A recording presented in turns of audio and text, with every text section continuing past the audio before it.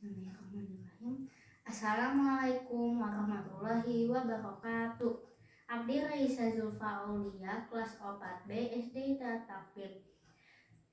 Abdi bade ngadugikeun dongeng nu judulna Sasakala Situ Bagendit. Penulisna nyaeta Aan Merdeka Permana. Penerbitna nyaeta CV Geger Sultan. Sasakala Situ Bagendit. Zaman baheula di wewengkon Garut aya hiji randa benghar, katelahna Nyi Andit.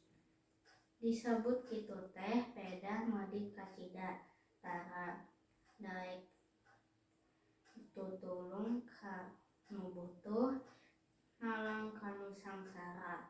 Sakalina mere nginjemkeun bari bungana gede pisan. Teu meunang elat mayar, nu elat ditagih bari disiksa ku pagawe-pagawena. Hiji waktu satutas pagawena nyiksa aki-aki. Nyi Andit kadatangan budak buncireung nu rek menta dahar. Kabeneran Nyi Andit keur hajat, dahareun ngaleuya. Leuwih loba tiba tatangna,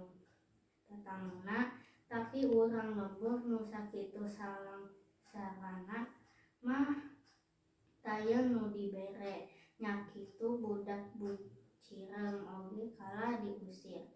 Budak buncireung indit, tapi samemehna nanceupkeun haur bari omot-omotan ulah dicabut. Tapi ku Nyi Andit kalah dicabut. Aneh, jol bijil cai tina taneuh. Beuki lila beuki loba, lembur jadi kakerem. Lila-lila jadi situ.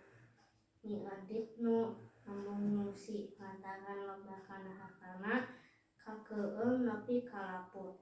Lembur nu kakeueung jadi situ. Di ngaranna Situ Bagendit. Nyokot tina ngaran Nyi Andit. Nu paeh kakeueung jeung hartana.